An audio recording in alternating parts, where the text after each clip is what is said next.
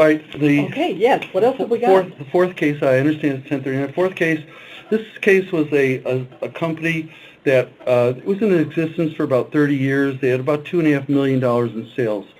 The owner of the company sold the company to a buyer. I was involved in a purchase and sale agreement with the attorneys. I was sitting there while the purchase and sale agreements were being signed. So after the owner sold the company, he was supposed to receive for 5 years a monthly commission. So after owning this company for 30 years, he sold the company. 4 months after he sold the business, he died. His wife was an 82-year-old lady, and the buyer of the company continued to pay 1 month or 2 months of commissions to her, then all of a sudden said, I'm not paying any more commissions. I've sold the company and I owe you no more money. Well, the client who died, I felt in my heart that I'm not going to let this little lady go unattended, and I knew that the owner was saying, help me, Larry, from the grave. So one of the things was in the purchase and sell agreement that the attorneys wrote in that I had the right to audit monthly sales invoices.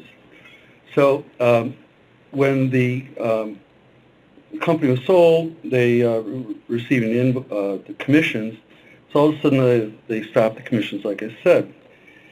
So as an accountant for the deceased seller, I went into this new company to audit the invoices, and I went to the front door a couple times, and they wouldn't let me in. They denied entrance, and I showed them purchase and buy sell agreement that I had the right to audit the invoices. They wouldn't let me in. And the buyer told me that they resold the company, and they no longer sell that product, and they don't owe any commissions because they sold it to somebody else. And so I wanted to protect the owner and his wife. So after going to the front door a couple times, I realized that I was not going to go in.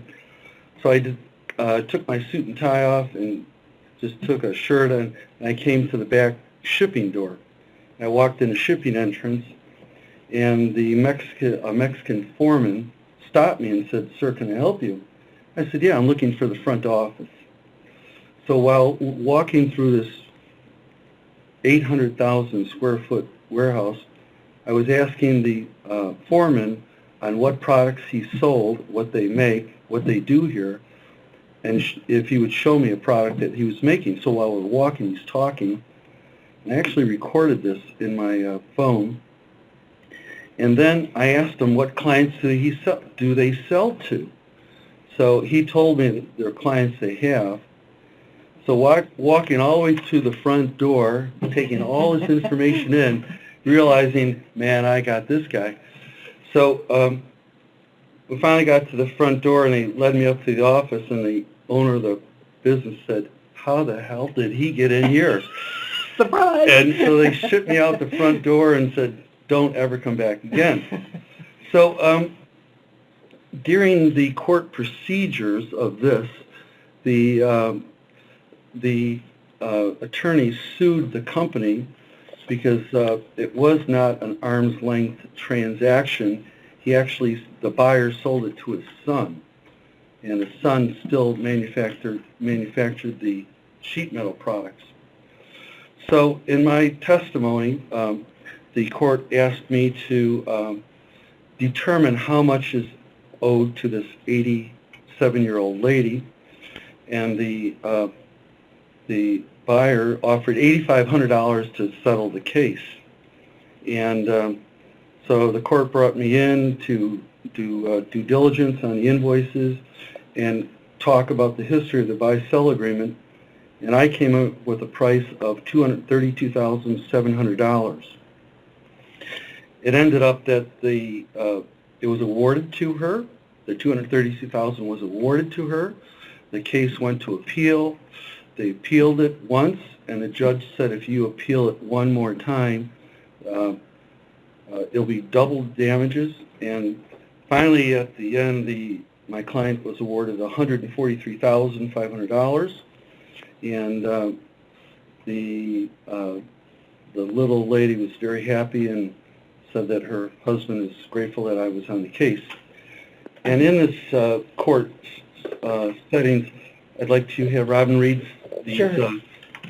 This is the memorandum opinion in order, and just this is there's a chivalrous aspect to this case that I just love, because she was clearly due much more of those commissions, and they were trying to get out of them, and to hear it actually come out like this, this is part of this memorandum opinion in order. Point 29, in addition to being present at closing, Quiet reviewed the asset purchase agreement and consulting agreement before the closing and had several discussions with the client regarding the same. Then, the next point further into the document is Quiet made about a dozen calls to the new owner, and specifically the person that owned it, requesting the invoices and accounting records, but never received any response or access to the requesting documents. This thing is a phone book of credentials. Just a moment, I'm flipping to the next page. Within this same document, it was also corroborated in all material respects by the testimony of Quiet. Further, the court finds Quiet to be a credible witness. While the priorly owned company was Quiet's client, the court finds him to be an unbiased professional accountant whose testimony was not materially impeached and was reasonable considering the circumstances. And the last bit of this is, Quiet's dogged investigation, which was hampered by both contacts at the new owner, gave that fellow's wife the knowledge that the owner was still running this business and that they were still servicing her husband's original customers. Truly just the salt in the wound. They tried to get rid of it, and that's not what's in this document with me, but it's just, oh my gosh. Anyway, so a great ending to what could have been a very painful episode. And they were ordered to pay, and I was in front of the judge when they were ordered to pay, and I never saw two grown men cry so hard that they had to pay this little old lady money. And as she, after the case, we went to a downtown bar, and we had 4 martinis, and she was laughing at the whole case. She was, I'm so glad that my husband hired you 2 years ago. So a great ending to what could have been, just awful. And